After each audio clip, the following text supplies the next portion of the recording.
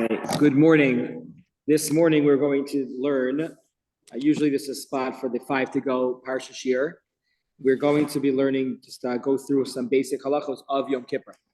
Erev Yom Kippur, meaning behind the halachos. And that's what we'll do. Be'ezrat Hashem, this Shabbos Shuvah. The topic is a topic that is a daily thing that we discuss every single day. Baruch Shem Kavod Machusol Olam Va'ed.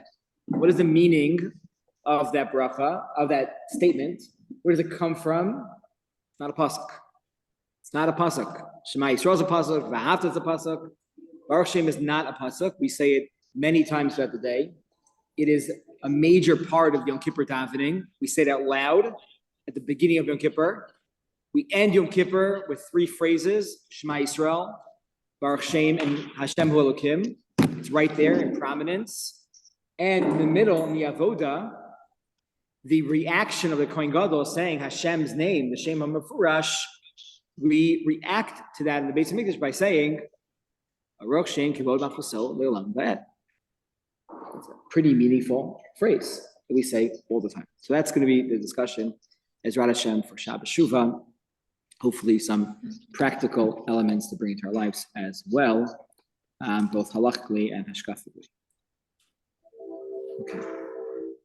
So this year, Yom Kippur falls out on a Sunday night, Monday. Yom Kippur can never fall out on a Friday or on a Motei Shabbos. Not allowed to. The rabbis made sure that the calendar would not allow that by ensuring that Rosh Hashanah never falls out on a Sunday, Wednesday, or Friday. It's called Lo Adu Rosh. Lo Adu Rosh, Aleph, Dalid, Vav, Sunday, Wednesday, Friday. 2 are to accommodate for Yom Kippur, and 1 is to accommodate for Shana Rabbah. But Shana Rabbah never falls out on Shabbos. This way we could take the Aravos and beat them against the ground. Okay, so that is just a good starting point. So this is unique. Sunday night, Monday is Be'ezrat Hashem Yom Kippur. Mitzvah lechol be'erev Yom Kippurim laharbos b'seuda. There's a mitzvah to eat on erev Yom Kippur. The Mishnah Berurah points out over here. This is a mitzvah midoraisa. The mitzvah from the Torah to eat on erev Yom Kippur. Now, where in the world, or why in the world would there be mitzvah on erev Yom Kippur to eat? Huh?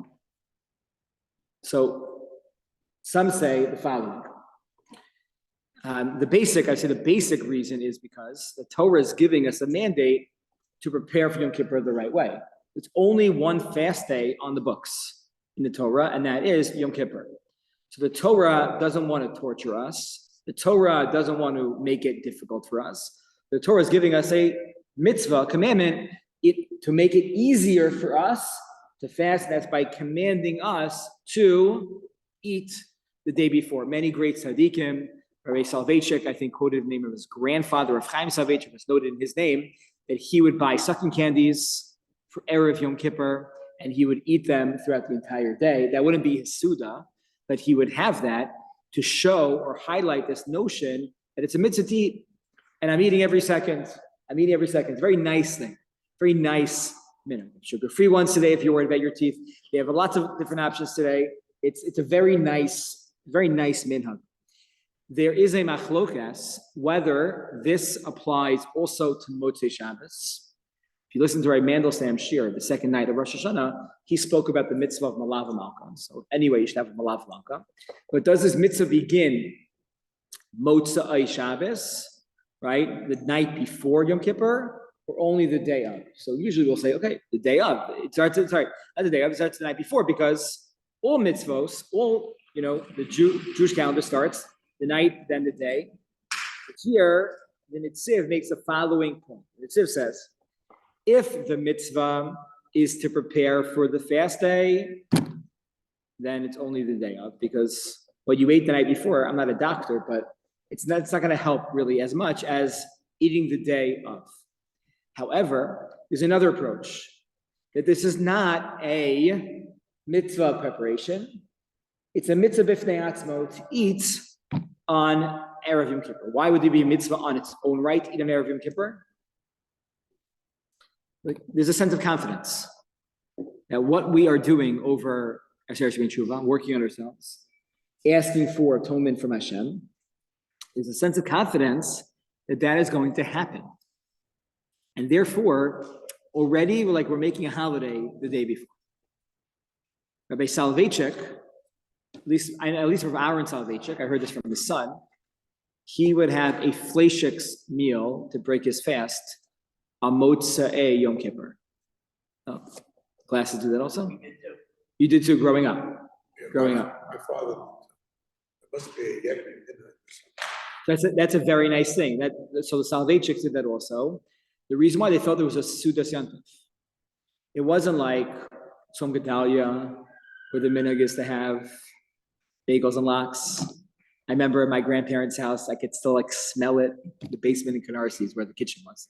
Funny type of house. And it's it had the carp and the herring and all the whitefish and all the different types of every single break fast. That's the way it was.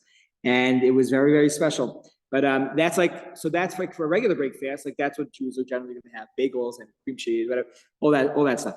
But they felt that this is a Sudas Yantif.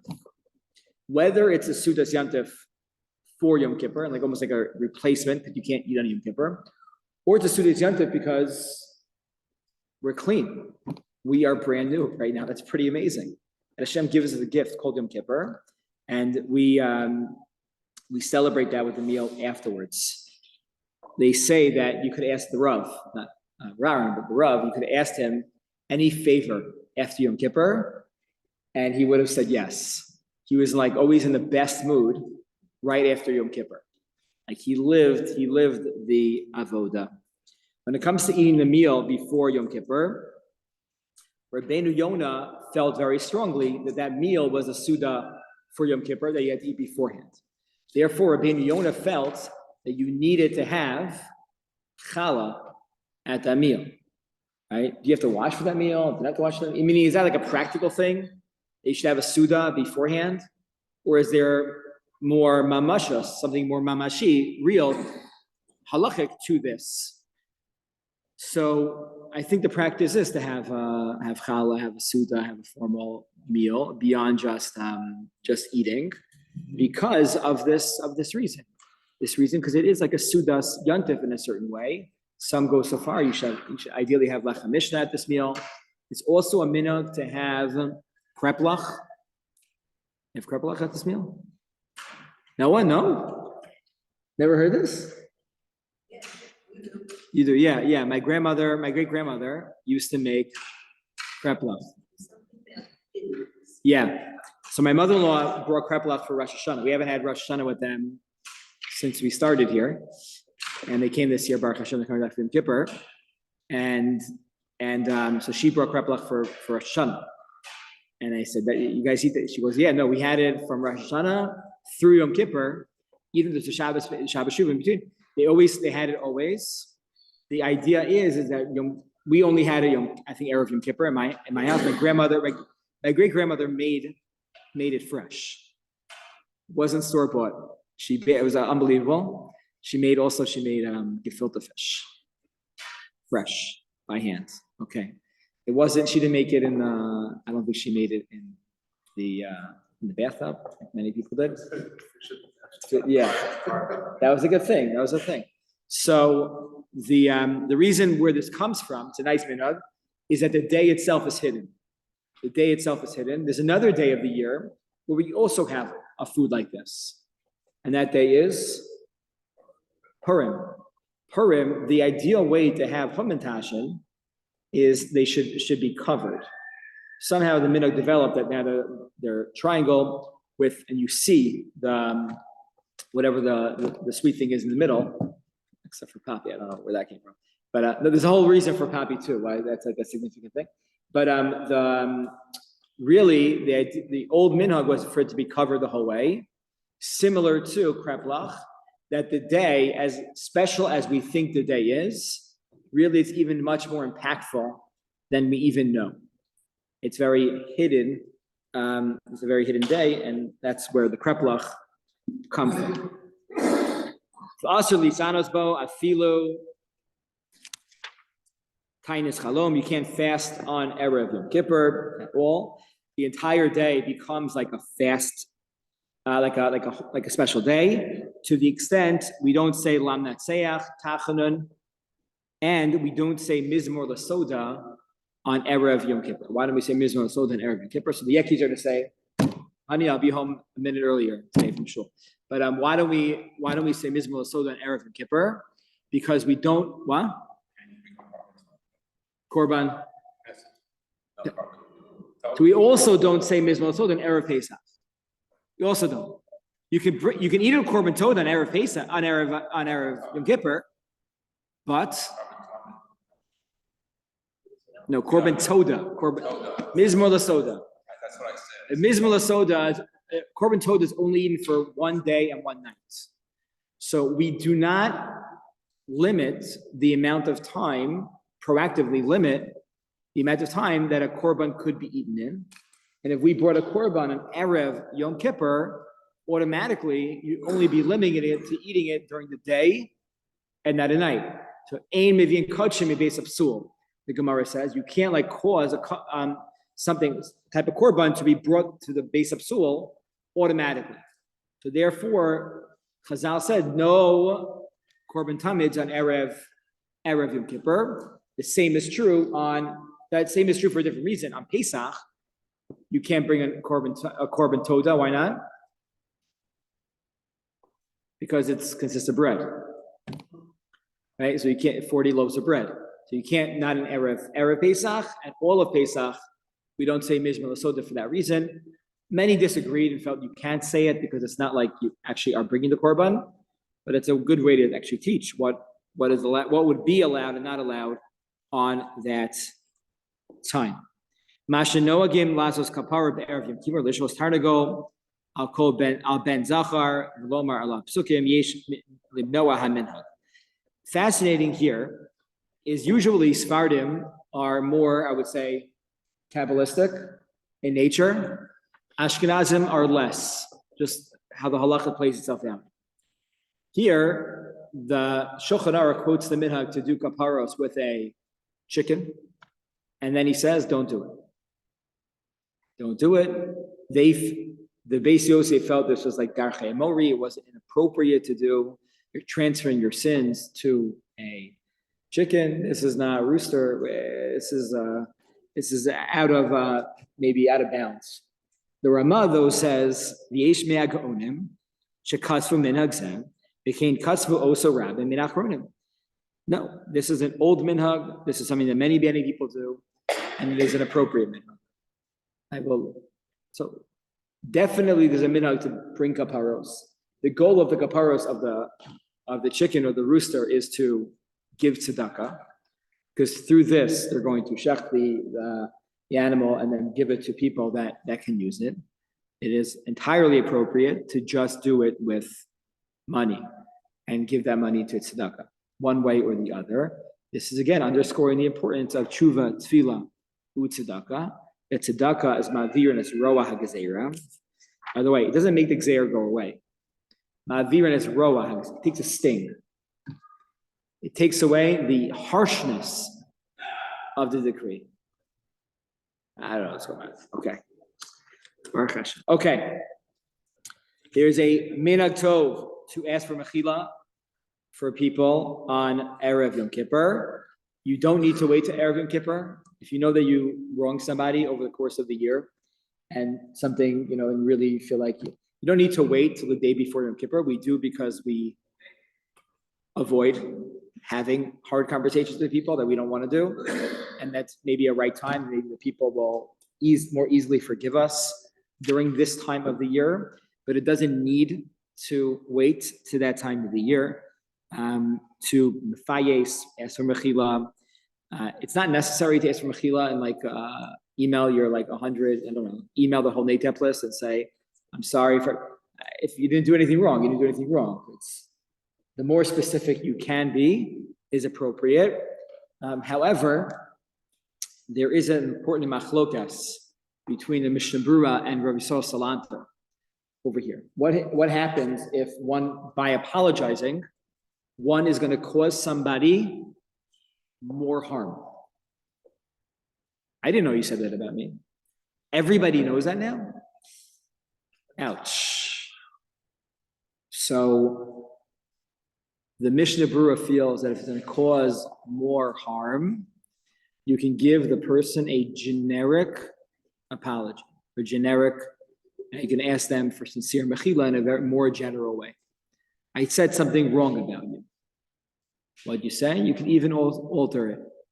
Rav Sosalanter learned the Mishnah Berurah. They overlapped in years. He wouldn't give a haskama, an approbation to the Sefer of Mishnah Berurah because he disagreed with this point. And he felt if you did that wrong, you have to own it. You have to pull the band-aid off, and you have to share this with the other person. And obviously requires a lot of tact and sensitivity, and has to be said in the right way, in the right context. And it could very likely be hurtful. I would, discuss it out with people you trust before you engage in such a apology to make sure you're doing it in the right way. Factoring in these two opinions. There's a minhag for men to go to the mikvah on Erev Yom Kippur. Rav Saadia Gaon felt that was like almost a deraisa. Rav Saadia Gaon made a bracha before going to the mikvah, which is pretty wild. He would make a bracha on it.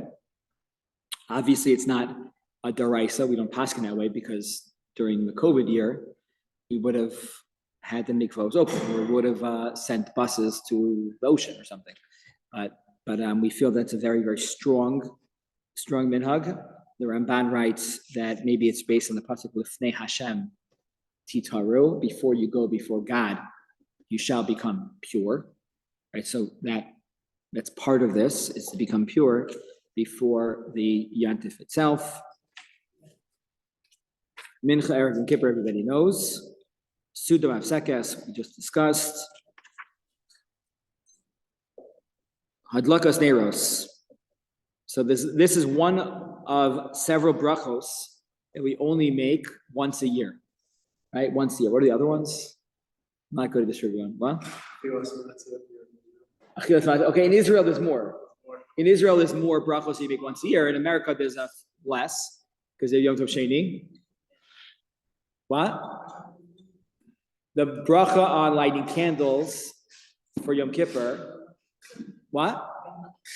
Yeah, it's a bracha you make once a year.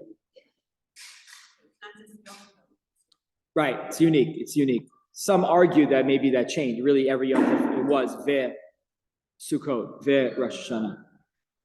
It's not me. I think it's a Torah Tamima, but you don't like it. Okay. So it's once a year. Yeah. Pearl asked me, so when you bench Rosh Hashanah, do you say Yom Kippur Tov also in addition to the Rebbe? It's not clear. I don't think so. I don't think on Rosh Hashanah you would say Yom Kippur Tov also. It's not clear whether Rosh Hashanah is a Yom Tov. Rav Chaim Kanievsky didn't like when people said Chag Sameach on Rosh Hashanah. The Rambam writes, it's a day that doesn't have Simcha Yisera.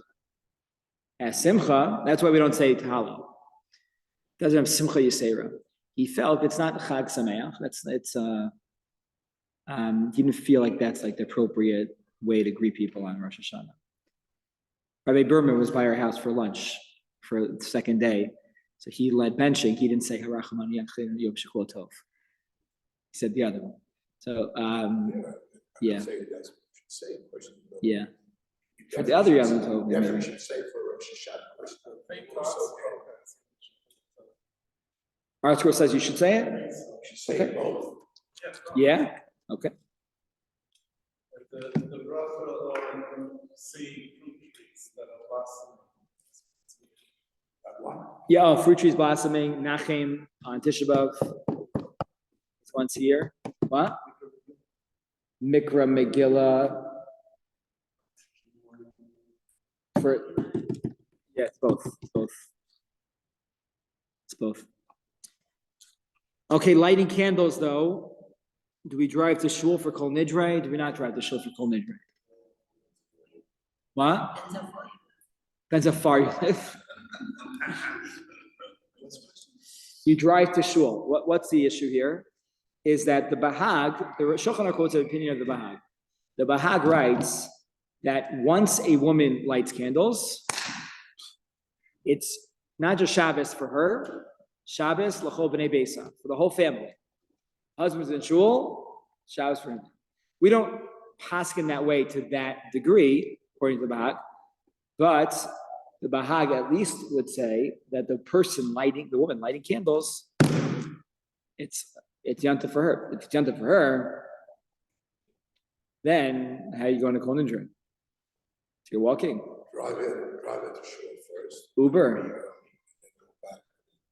Don't you just make it tonight that you're not accepting? So what we accept is that one should overtly say, I am not being Mekabel Yom Kippur with the lighting of candles. Okay? And once you say that, that allows you the space to drive to shul. But once you try to say that out loud. Why is that important? Because, and then when you get to shul, you should Mekabel Yom Kippur on yourself. Why is that important? How do we know the whole idea of Tosefes? Tosefes Shabbos, looking at Mendy and Michael over here, they would do Tosefes Shabbos in the winter. So, God bless their wives. Okay, you guys are amazing. Okay. We're gonna have a 2:45 Mincha Kabbalah Shabbos in the winter. Where do we sign? Where do you sign up? Exactly. So that whole concept is, according to many rabbinic, according to some, it's on the Torah level, but everybody agrees that accepting Yom Kippur early is daraisa. The whole source of Tosefes Shabbos, the Yantif, comes from Yom Kippur. This is why Kol Nidre purposefully starts, 20 minutes, 18 minutes, whatever it is, before like the candlelighting time or around that time of the year, because we want people in shul to Mekabel Yom Kippur early, right? I just was listening to Rav Schechter, and he said that the Rav, when the Rav was growing up in his house, you know how many minutes early they accepted Yom Kippur? 60 minutes. Yom Kippur, 60 minutes. It's like plot. What? It's like plot. Yeah. They were Makabel 30 for the Malachos and 30 extra for the Inuyim. That's what he did, 60. That's unbelievable. So when you come to shul, you should explicate at some point out loud that you're Makabel. Usually when we say Kol Nidre together, we are accepting, automatically as a community. But the more minutes you can get in when you're already not eating anyway, is a time to Makabel, the Kabel Yantif, and get in that mitzvah. Rabbi, Yeah. so I call it make the bracha Shafiyan. I call it make the bracha Shafiyan. Yeah. So women also make the bracha Shafiyan. She made.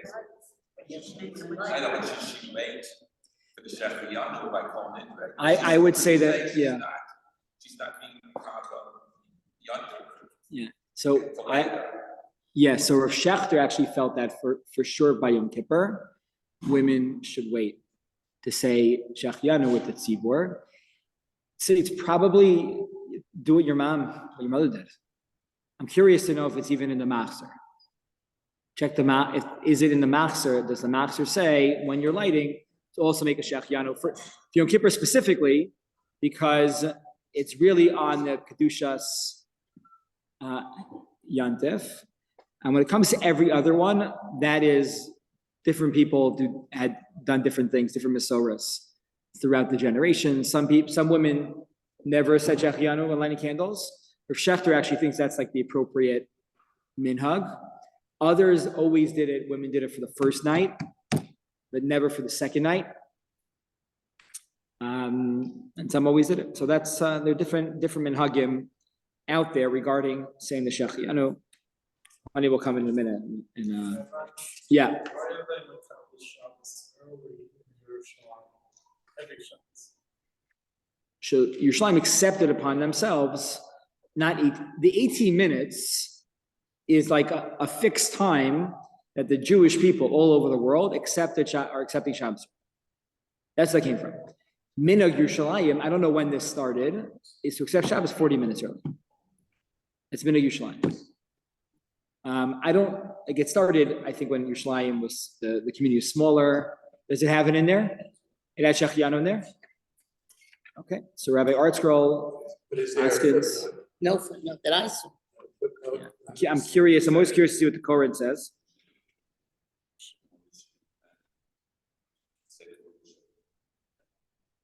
See, that's a different, boxes have different instructions. Yeah, that's fun for me. I don't find it confusing. I think it's a nice thing. Yeah, Well, I'm saying, that's Yeah. confusing. yeah, okay, so they say to make a Shechianu, okay. Rav Shechter disagrees. Okay. But again, I would say do what you've always done. I don't know if I would change this, this practice. Yeah. Okay, when it comes to the Inuyim on Yom Kippur, this is probably the biggest thing. So the Torah really just says, V'nisam es nafsho seichem, right? Or Tanu es nafsho seichem, you shall afflict, torture your soul on Yom Kippur. Now, what does that mean? It's pretty vague. So Chazal learn out from here 5 things. Achil u'shtia, right? Eating, drinking. Sicha, that's anointing. Sicha, rechitza. Rechitza is washing, bathing, washing your hands. Ne'ilas sandal, with shoes you can wear. You can't wear leather shoes. And the last is tashmish hamita, marital intimacy. So all based on the last one, by the way, there is a minhag to light a candle in one's bedroom to remind the couple that can't be together on the night of Yom Kippur. It's one of 2 nights throughout the entire year. The mikvahos are closed, regardless of circumstance. And that is a minhag either to have, so some say that today, you don't need to have a candle lit. It might be unsafe for many, and maybe it's better to have a light bulb, something on, that you can't avoid sleeping. Okay. But that is an old minhag, to light a candle in a bedroom for that reason. Now, on these isurim, achila and shtia as number 1. So the isurim apply achila and shtia. It's kikoseva sagasa, and it's male lugmav. Since the isur is inoi, and not the isur is called achila. Achila we associate with kazayas.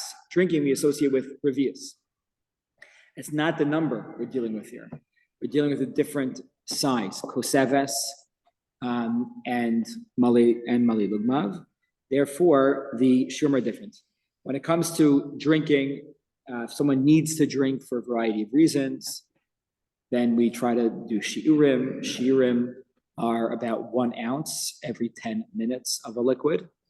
And it's about, Rabbi likes to tell people a bite of food.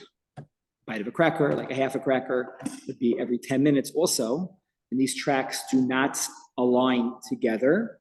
They are separate tracks. So one could have a drink, 1 ounce, 5 minutes later have a bite of a cracker, a pretzel, whatever it might be, and 5 minutes later have the other thing, but this is not good. That was like a whole day thing. Well, most people don't need it the whole day. For a lot of people, what we're avoiding is dehydration. And if you speak to doctors, if they do this for like an hour of their day, maybe twice, it depends on obviously whatever situation they're in, and that avoids dehydration, and then they're probably good to go. Depends on the person. Obviously, some people, this is not good enough, and their mitzvah is to eat on Yom Kippur. It really depends. Many people have medications to take. So obviously, if it's medication that they need to take because it's basic, their life depends upon it, and they need this to function properly, or their insides need to function properly, you need to take the medication. So some people take medication out without liquid, and it doesn't hurt them, and it's not going to affect them, and the medicine's going to work. And you should try to at least practice over the next few days to take the medication without any liquid. Taking the pill is okay on its own. If they can't, So there's like a few different ways to do this. Obviously, you can't drink a lot of liquid. It's first best to try some mouthwash to have, because that therefore the mouthwash is not considered nishkein ochel, it's not food. And that would be the best thing to do. If you can't do that, mix a little bit of lukewarm water with the mouthwash. Swallow that. You can, who was that? Shira? Yes. Hi, Shira. Okay. I think you could swallow a little bit of mouthwash. It's probably okay. Rabbi has been telling this to people for 55 years. No one said, okay. If that doesn't work, what you could do instead is, again, take like an ounce. Usually you have like the shot glass, which is an ounce. You could put some salt, which like is pogame the water. Put some salt in lukewarm water, which usually doesn't taste so good, and put some salt in the water and try it that way. I would recommend trying this the days leading up to Yom Kippur to see how you handle this, right? Okay, so figure, okay. Rabbi, Yes. mothers who are nursing, you're supposed to drink when you're nursing. So do they also have to like mix it with salt or something? I'm not going to make a rule for mothers of nursing. Different doctors have many different opinions on that. If one's doctor says they need to drink, no, that they need to drink, period. They don't have to drink water. They could drink Powerade. We're talking about a situation where a person is perfectly healthy, and to keep them healthy, you need to take medication. So the medication should not be drunk with water. When we look at it, someone who's eating, because they need to do it medically, we're trying to avoid, right, them doing it with a shiur of achila. But the eating that they're doing, nonetheless, it's called a chati shiur. A chati shiur from the Torah, which is also not ideal. Obviously, in a case where the doctor says they need to do it, they must go ahead and do it. Here, where the doctor would probably agree that they could take the medication with a different type of liquid, that would be fine. Other medications, also, Rosh Weiss writes, if someone needs to take any type of ADHD medication or a sleeping pill, and if they don't take that sleeping pill, they are not going to be able to function the next day. It's like, you can argue that's like different than a blood pressure medication. Rosh Weiss feels that medication is perfectly fine to take on Yom Kippur and should be kept to the regular schedule. You should not be off schedule because Yom Kippur. Functional medications that are needed for people to function are also part of this category of things that people need to take from day to day. Okay. Obviously, if anyone has any private questions, you can reach out to me. Those are like more generic ideas. When it comes to rechitza, so we generally wash up to the knuckles. If someone gets their hands dirty because they slip on the dirt, or they're cleaning a baby's diaper and their hands get so messy, you're allowed to wash your hands the entire way. The operant point here is that you don't wash your hands for no reason or for pleasure. So Kozman never wash your hands for like in the morning for this time. So we're going to limit when we wash your hands. For example, Kohanim, you have any Kohanim? We have no Levim here either, right? So Kohanim, when they wash their hands, it's into the Rechita Shal Mitzvah, they wash their hands the entire way. I don't know, this year Rosh Hashanah, I called out Kohanim and Levim go for the ducha, and I think half the shul left. I don't know, there's a kiddush outside, I don't know what's going on. What? You noticed that also? Everyone all of a sudden was a Kohen and Levi. So it was chillant in the kitchen. So there they wash their hands the entire way because it's the Rechitza Shal Mitzvah. Therefore, that is okay. That is okay. Now, so last point. Interesting. This is like interesting halachic point. So how many people are wearing sneakers today that have leather on them? Anybody? Little trim. Yeah. Okay, so there are a lot of shoes today that are in style that don't have leather. It's very common today to wear sneakers, shoes that don't have leather. Rabbi Yashiv was machmir. We don't follow his opinion. I think it's important to appreciate. He felt that any shoe that like protected your foot was considered a na'am. And he thought that Crocs would be part of this Isser, and he wouldn't wear any of those shoes. He would wear like flip-flops, or if you want barefoot, or slides. There are slides and flip-flops. You know the difference? I have a few high school kids at home, so I know the difference. But we all called them flip-flops back in the day, including myself. Now they're just two different. There's a new category of shoe that you have to get your children. Okay, so it's just my thing. But practically speaking, we paskin that Nila Sasanda refers to any leather shoe, and if it doesn't, you can't have leather anywhere. It's whether it's leather on the base, on the side, anywhere. You can wear a leather belt, obviously, but you can't wear leather shoes that would from anywhere. I had a few summers ago, I was in Camp Lavi as a camp rabbi, and it was a very rainy summer. Every day was raining. It was a very muddy, messy year. That year, Motzei Shabbos was Tisha B'Av, and the goal was for the girls to have a kumzitz.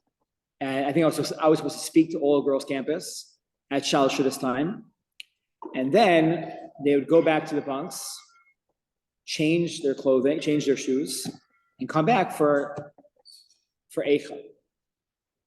We got to where they were, and it was raining so much outside. They had to stay there till after Shabbos is over because it was pouring, and they weren't prepared. But they're all wearing like all these different shoes that had leather on them. And there's like these really nice rain boots that have leather inside. Not on the outside, get ruined. The inside to keep them, keep the shoe strong. So I had to walk around. I felt like it was Cinderella. And all these girls raising their hands, and I had to walk over to them in this big room, checking their shoes, inspecting them. So for Tisha B'Av, we're a little bit more makil because it's their Rabbanan, but for Yom Kippur, any leather would be a stop here. No, it's not real. It's not real leather. No, synthetic leather real. Not made from an animal. Yeah, so no, that's fine. That's fine. I heard also that some people posture that it's not honestly, it's the soul that can't be loved when your feet are actually on. Well, you feel So if the yeah. common speak where there's mesh, No. there's a little piece of leather there. No. So I think we pass in that leather anywhere on the shoe. Anywhere, yeah. Anywhere. Okay, have a great day, everybody. Thank you.